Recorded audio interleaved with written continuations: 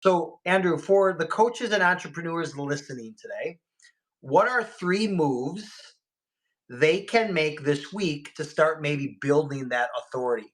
Now, before you answer that, I'm going to just step and grab my charger, but I'm going to have you continue to talk so I don't have to edit this completely. All right.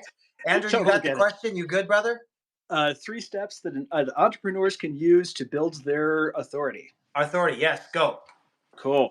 So the very first thing, get very, very clear on your message. This is something I see in a lot of in people. And so when I go to masterminds, I have a different way of doing things. Most people go to masterminds to get information out of it.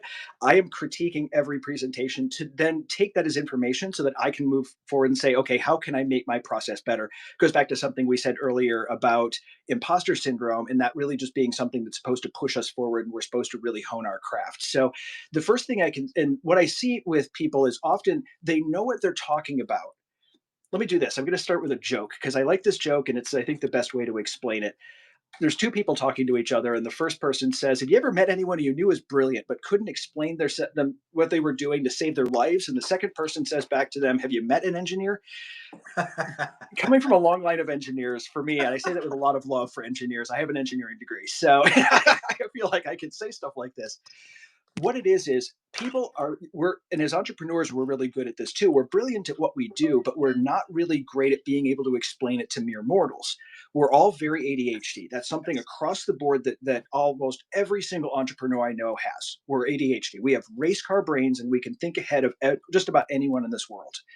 The problem is getting that information out there. It can be problematic. Or relating it to someone that, yeah, Yeah, yeah. but getting crystal clear on what your message is. So that's the first thing I can give. Make sure that people will understand it. Pass it by people. I've got people in my life who I will pass a message by and go, "Can you do the BS check on this for me? Do you understand what I'm saying, or is this not anything That's you can deal legit. with?" Yeah. Second one, be authentic.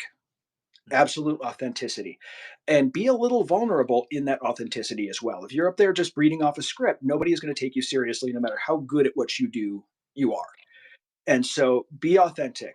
Make sure you're connecting with your audience in as far as that authenticity is concerned. You're not there as a robot, you're a human.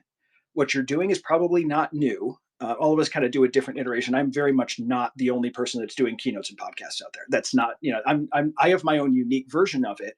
For You sure. want to do it my way, and you want to connect with me. And because like you said, with podcast hosts, you follow a podcast host because you connect with them. You follow a company or somebody to create your story because you connect with them. So that's but it's through that authenticity that happens. And here's what happens.